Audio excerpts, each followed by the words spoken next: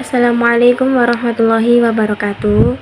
Di sini kami akan mempresentasikan hasil diskusi kami yang berjudul Manajemen Sarana dan Prasarana di SD atau MI.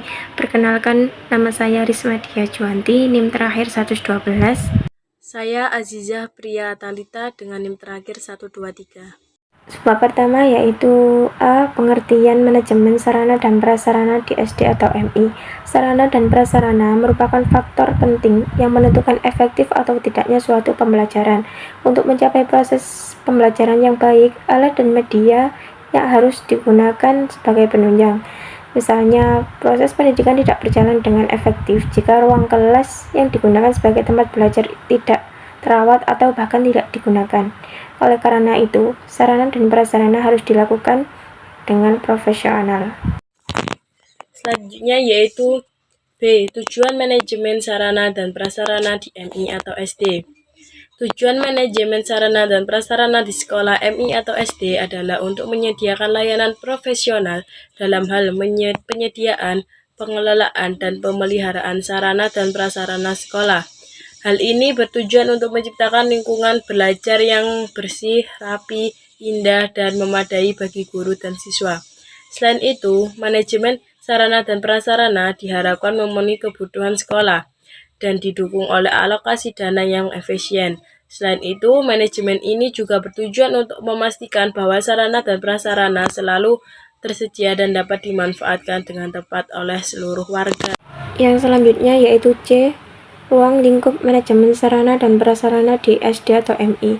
Manajemen sarana dan prasarana kegiatan yang mengatur menyiapkan seluruh peralatan atau bahan untuk melaksanakan proses pendidikan di sekolah.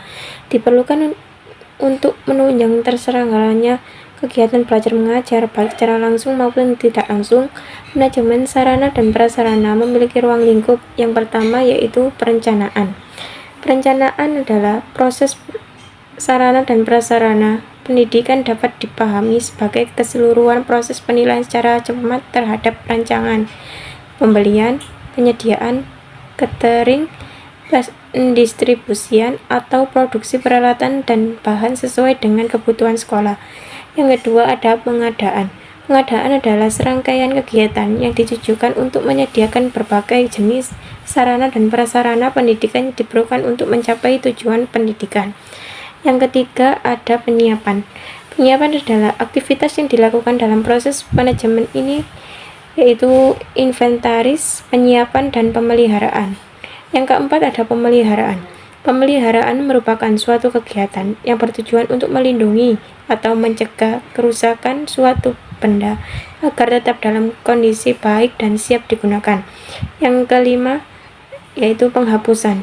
Penghapusan sarana dan prasarana adalah suatu kegiatan yang dimaksudkan untuk melepaskan sarana dan prasarana dari kewajiban yang ada atas dasar dan dapat dipertanggungjawabkan. Selanjutnya yaitu D. Pengembangan sarana dan prasarana di MI atau SD ramah anak.